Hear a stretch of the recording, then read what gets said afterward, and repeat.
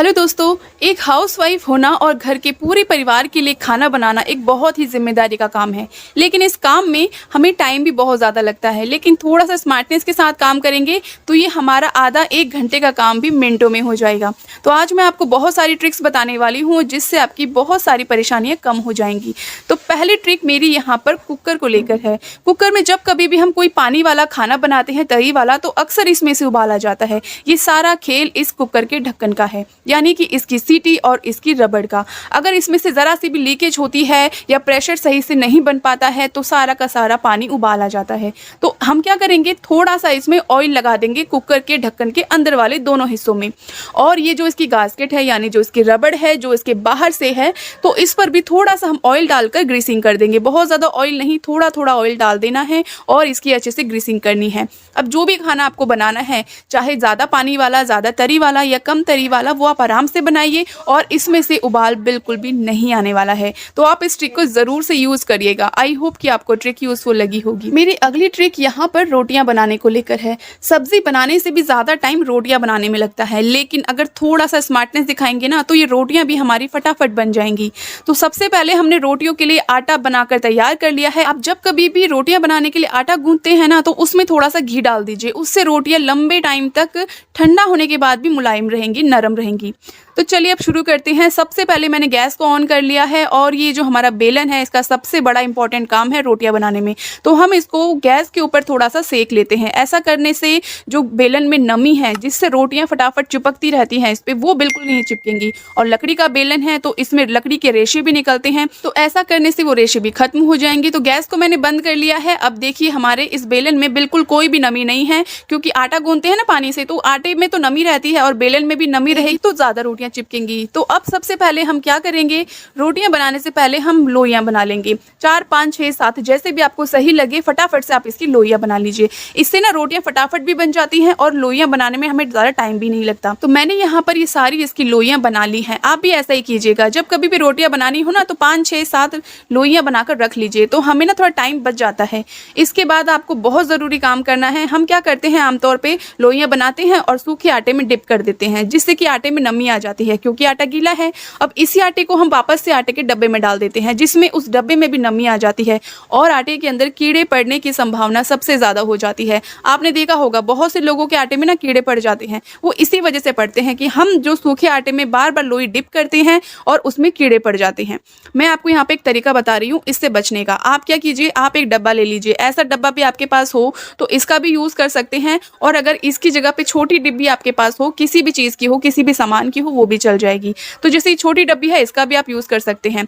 बस ध्यान रखिएगा ढक्कन ऊपर का थोड़ा सा पतला होना चाहिए। तो मैं इस डब्बे का यूज करने वाली हूँ, क्योंकि इसके ऊपर का ये ढक्कन ना पतला है, मतलब कि छोटा है, तो इसका यूज करना बिल्कुल सही रहेगा। अब मैं यहाँ पे गैस को ऑन कर लेती हूँ। आप इस तरीके को बिल्कुल ध्यान से देखिएगा, ये आपकी रोज की परेशानी को ना बिल्कुल खत्म कर देगा और आपकी रोज की झंझट भी बिल्कुल हमेशा के लिए खत्म हो जाएगी। तो यहाँ पर मैंने इस टेस्टर की मदद से यहाँ पे एक छेद कर लिया है, थोड़ा सा बड़ा ही किया है ताकि आटा आराम से निकल जाएगा। अब इस डब्बे के अंदर आटा भर देंगे। अब चलिए फटाफट से रोटियां बनाना शुरू कर देते हैं। तो मैंने यहाँ पे गैस को ऑन कर लिया है और मीडियम फ्लेम पे गैस को रख दिया है।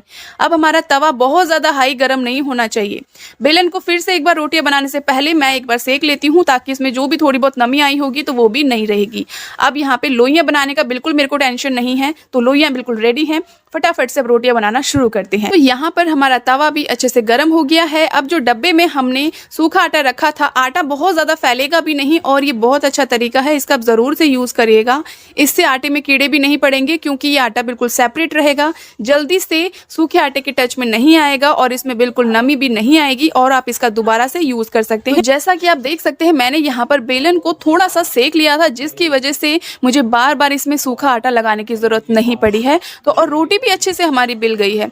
अब यहाँ पर हमने रोटी को तवे पे रख दिया है। गैस की फ्लेम को कम ज़्यादा अपने हिसाब से कर लीजिएगा। अगर आपकी रोटी बनाने की स्पीड अच्छी है तो गैस को मीडियम रखिएगा, और रोटियां बनाने की स्पीड अगर कम है तो गैस को कभी लो कभी मीडियम आप रख सकते हैं। तो यहाँ पर मैंने दूसरी रोटी पर भी आटा लगा दिया है। इससे ना ऐसा करने से होता ये है कि एक तो बहुत ज़्यादा आटा स्लैब पर नहीं फैलता है, गैस पर नहीं फैलता है, बहुत ज़्यादा गंदगी नहीं फैलती है। वरना ज़्यादा आटा फैलता है ना तो आपने देखा होगा कॉकरोच, चींटियाँ आने की ना संभावना ज़्यादा रहती है। तो यहाँ पर फटाफट से रोटियां बिल भी जाती हैं, टाइम भी ज़्यादा नहीं लगता। अब दूसरी रोटी बेलने के बाद मैं इसको इसके ऊपर रख दूंगी।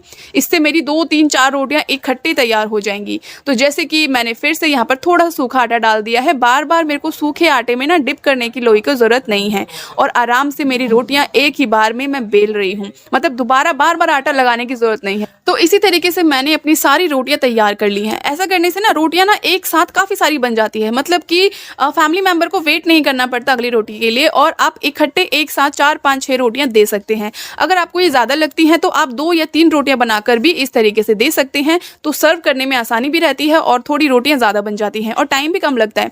और इस तरीके से करने से आप देख सकते हैं कि स्लैब पर, गैस पर बिल्कुल भी फालतू आटा नहीं फैला है, हमारा काम भी नहीं बढ़ा है और रोटियां भी फटाफट बन गई हैं। तो है ना कमाल की ट्रिक। अब इस तरीके से एक एक करके हम सबसे नीचे वाली रोटी को निकालेंगे और इसको सेकते जाएंगे। इस तरीके का यूज करने से एक तो काफी सारी रोटियां एक साथ बन जाती हैं और इनको बनने में भी काफी कम टाइम लगता है और हमारा काम भी काफी हद तक आसान हो जाता है। मतलब कि जिन रोटियों को बनाने में हमें आधा घंटा लग जाता है, सारी रोटियां बनाने में या 20 मिनट लग जाते हैं, उन रोटियों को बनाने में हमें बहुत ही कम टाइम लगता है और काफी सारी रोटियां एक साथ बन जाती है और साथ ही साथ इससे गैस की भी बचत होती है, जो कि आज के टाइम पर बहुत ज्यादा महंगी हो गई है। तो कमाल की है ना ये ट्रिक। आई होप कि आपको ये रोटी बनाने का तरीका बहुत पसंद आया होगा। इसके जरिए आपकी काफी सारी रोटियां एक साथ बन सकती हैं, कम टाइम में बन सकती हैं, जल्दी बन सकती हैं और गंदगी भी बिल्कुल नहीं फैलेगी। और खास तौर पे आप जो ये सूखा आटा बार बार लोई में डिप करके लगाते हैं वो भी आपको बार बार नहीं करना पड़ेगा। तो आप देख सकते हैं बिल्कुल स्लैब साफ है और कोई भी इसमें गंदगी नहीं फैली है। तो यहाँ पर मेरी रोटियां बिल्कुल बनकर तैयार हो गई हैं। तो फटाफट से अगर आपको भी ट्रिक पसंद आई हो तो इसको फॉलो जरूर कीजिएगा और सूखा आटा रखने के लिए इस तरीके की कोई डिब्बी ले लीजिए जिसमें आप सूखा आटा रख सके, ताकि आपके आटे में कीड़े भी ना पड़े और आपको ये सूखे आटे में बार बार लोई डिप भी ना करनी पड़े। तो आई होप कि आपको ये वाली ट्रिक भी बहुत पसंद आई होगी। तो दोस्तों ये एक ऐसा तरीका था जिसकी मदद से आपके घंटों का काम भी मिनटों में हो सकता है और ये चीजें हमारे आसपास ही होती हैं, लेकिन इनको यूज करने का सही तरीका हमें नहीं पता होता। तो आई होप कि आपको ये ट्रिक पसंद आई होगी। वीडियो अच्छी लगी हो तो जरूर से लाइक कीजिएगा, चैनल को जरूर सब्सक्राइब कीजिएगा।